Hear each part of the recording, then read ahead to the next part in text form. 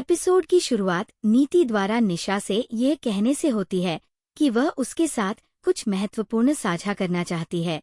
निशा कहती है कि वह अच्छी तरह जानती थी कि उसे आदित्य के परिवार का दिल जीतना है।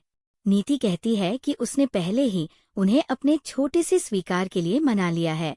उसे पहले आदित्य का दिल जीतना है। अगले दिन नीति सुषमा के घर जाती है।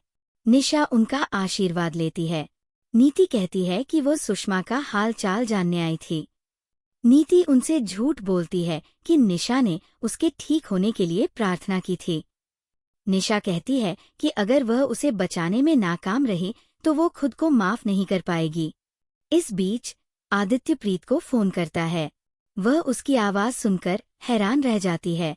वह उससे पूछता है कि वह कैसी है। वह भी उससे यही पूछती है। वह उससे पूछती है कि उसने उसे क्यों फोन किया। वह कहता है कि वह अपनी दादी की जान बचाने के लिए उसे धन्यवाद देना चाहता है। उसे यकीन है कि प्रीत ने अपनी दादी को बचाया, लेकिन उसने उनकी बहुत कम मदद की। वह उससे बात करना चाहता है। वह उससे पूछता है कि वह उसके बारे में क्या महसूस करती है। वो उम्मीद करता है कि वह भी उसके जैसा ही महसूस करती है। निशा वहां आती है। वो फोन काट देता है। आदित्य ने अपनी पोशाक बदल ली। वह उससे पूछता है कि वह उसके कमरे में क्या कर रही है। क्या वह उसे गोपनीयता नहीं देगी। वह कहती है कि वह गर्म है। वह उससे कहता है कि वह ये जानता था। वह उसके कमरे में क्या कर रही है।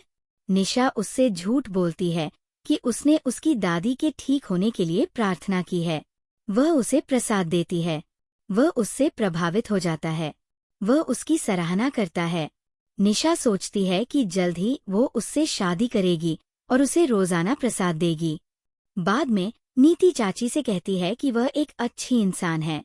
वह उसे यहाँ किसी से भी ज्यादा पसंद करती है। उसे लगता है कि सुषमा सिमन को उससे ज्यादा महत्व दे रही है। वह उनका बहुत समर्थन कर रही है। लेकिन उसके करियर का क्या। बाद में प्रीत हरजोत से कहती है कि वो आदित्य से नफरत नहीं करती। शारदा कहती है कि लेकिन बहुत देर हो चुकी है। शारदा उससे झूठ बोलती है कि उसने ये रिश्ता रद्द कर दिया है। प्रीत उसे दोबारा हाँ कहने के लिए कहती है। शारदा कहती है कि यह उनके परिवार के लिए अच्छा नहीं है। वे उनके बारे में क्या सोचेंगे। प्रीत ने खुद को मना लिया। इस बीच नीति सुषमा को बताती है कि उसने अपने पुरस्कार की सफलता की पार्टी का आयोजन किया है।